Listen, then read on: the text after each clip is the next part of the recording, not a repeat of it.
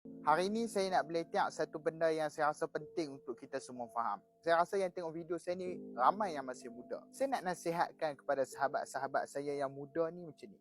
Rajin-rajinlah kita ni pergi masjid. Rajin-rajinlah kita ni imarahkan masjid ataupun rumah Allah tu. Sebab masjid yang ada sekarang ni pun waimah berada di Perlis ataupun di tempat lain hanyalah umpama macam kelab orang tua-tua pencen nak tunggu masa mati sahaja.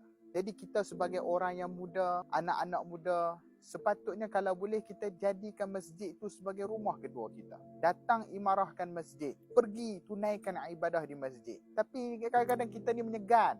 Nak pergi semayang di masjid pun menyegan. Hak ada pun semayang Jumaat sahaja. Janganlah macam tu. Sebab masjid yang ada ni dah macam tempat kelak orang pencen, orang tua-tua nak tunggu masa mati sahaja. Sepatutnya kita sebagai orang muda ni kenalah bergerak pergi masjid.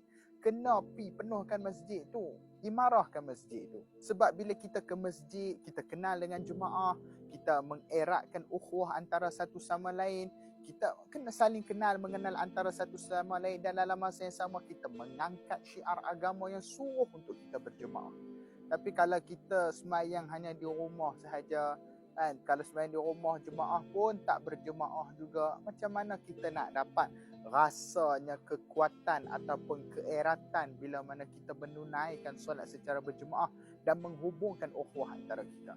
Islam ni adalah agama yang menuntut kita untuk kita bersosial dengan masyarakat. Agama Islam menyuruh kita agar kita ni orang kata berjumpa, mengenali orang lain. Jadi kalau kita sekarang berada dalam keadaan kita tak nak mengenali antara satu sama lain, kita umat yang lemah. Kita umat yang low class, low standard. Jadi, fikirkanlah.